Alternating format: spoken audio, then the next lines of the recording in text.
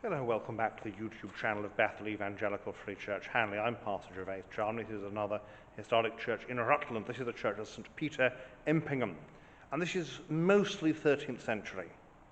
There's a little bit of 14th century work, particularly the tower, and then a number of the windows have been renewed in the 15th century, and then of course been a Victorian restoration and a modern reordering. But basically it's a 13th century building. It's that period when Rutland's got a lot of money and they can just indulge themselves and, well, I say no, they can show off their medieval piety by building a big, posh, cruciform church. So without further ado, let's look around and see what the big, posh, cruciform church is like.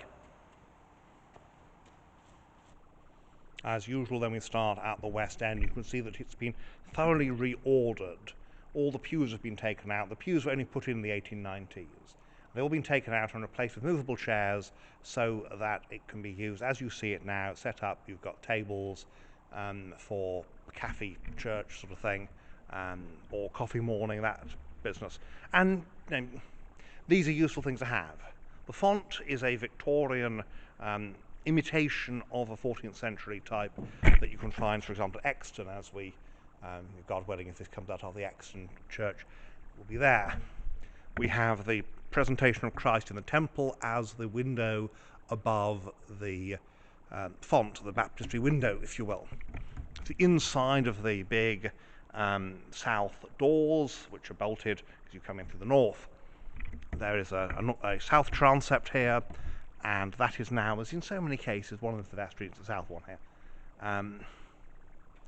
But I'm going to lift the camera up because we need to see wall paintings. So here we have wall paintings.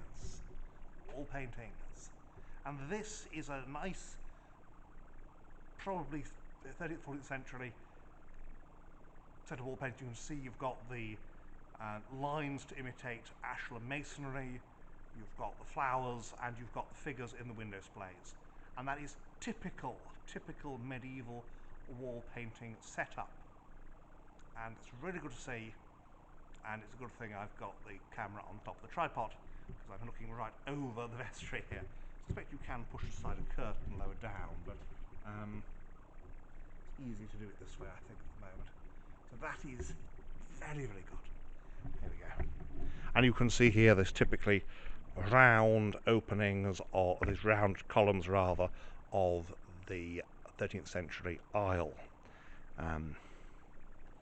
Pews have been taken out here as well, it's got to be a bit careful. Modern nave altar, that's quite a common thing again. It's this business of, in the Anglican tradition, you go up to the altar to take communion. Well, it can be a long way for some people. There is the Mother's Union banner, and up into the chancel, and we have a very high quality material. Here we've got, particularly of interest, the sedilia and piscina. The sedilia, a big, confident 13th century arch. There's plenty of room for your clergy to sit down on them. Not that they do these days. And the double piscina with a quatrefoil, cinquefoil. That's 5 lobes. Normally they're quatrefoil, but these are cinquefoil, so extra poche. Sunflower, and a little modern statue of St. Peter in this. That would have probably had a light in it back in the day. And so there we are looking west, and you've got that nice smart stonework.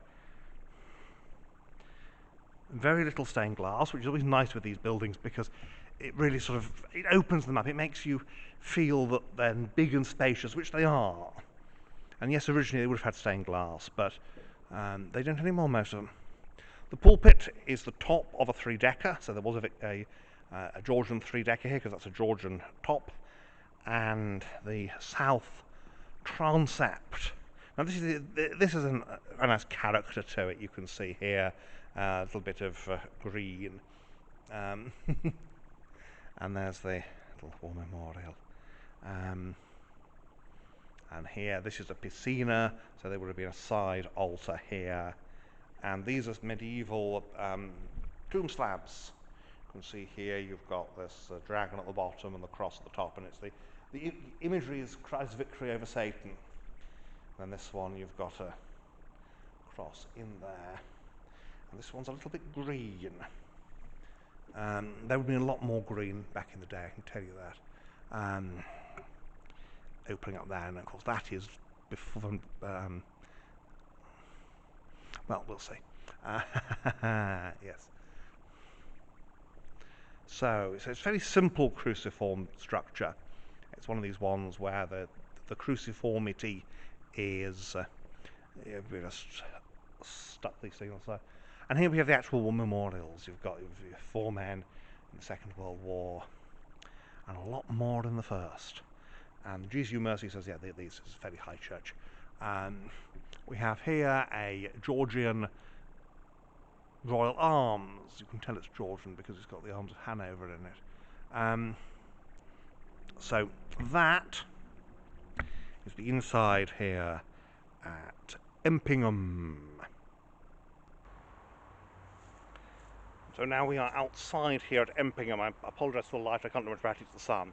And you can see here this tower, this 14th century tower with its little spire, and it's this typical parapet with a spire sticking out the top rather than the brooch spires that we saw in other places. So Greetham, for example. So we'll look around the outside and again point out the salient features before the usual concluding remarks.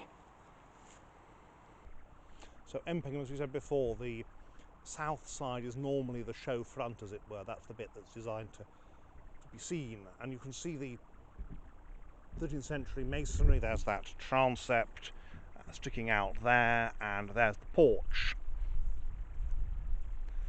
and then there's the 14th century decorated tower. The spire is not very tall, but the tower is, and so that kind of makes up for it. The clerestory, of course, is a later addition, and you can see the original roof line against the tower. The churchyard cross is here. So churchyard crosses in the Middle Ages you didn't really have. I've probably covered this before, but not everyone is going to have watched every single video. The churchyard cross, not everyone had their own cross. You'd have a wooden marker, but that of course would disappear over time. And so you had one cross for everyone buried in the churchyard, and that's this one. Sometimes they're referred to as preaching crosses. Sometimes they were used for preaching by travelling friars, but quite often they weren't. And it's just a tradition that they're known as preaching crosses. The porch there, the clerestory, gargoyles. We've mentioned before the definition of a gargoyle is a decorative water spout. So it's not a water spout, it's not a gargoyle. And we've got to go right back on the other side to the north side, which is allow for a little closer look at the building. You can see that the porch isn't used. I suspect it's used as the loo these days. A lot of them are. If you've got an unused porch, it's a space that you can put your loo into. And why not? You see gargoyle out the side here. We've got a gargoyle near the ground. It's always nice when you can get one of them, because it gives me a good idea, a good way of saying, look, gargoyle. See, there he is, and he's got his face, and he's got his mouth, and when it rains, the water supposedly gushing out his gob. It doesn't anymore because it's got a modern rainwater head there, but it used to go gushing out his gob, and they can be quite spectacular when it rains when they're working. So that is a gargoyle. Around past the aisle, the transept, and here we have the chancel. These tall paired lancers, and this triple lance, are very typical of the 13th century. That they haven't quite yet got the ability to do these big areas of glass, but they're doing bigger areas than they were before. This is the simplest form of tracery. It's a Y trace, you can see why, pun intended, but interlacing Y tracery. Vestry here on the side, old vestry, and this is a later addition, although again there would have been a medieval sacristy. And here we are, you've got these two big windows for the big transept. I didn't show the medieval glass there, but there is some there. So that's something to visit it and look for. You see this transept is much taller than the other one and much grander. So in this case actually the north side is the more impressive one, because the one that faces the village, the other one faces away from the village. So that is Empingham.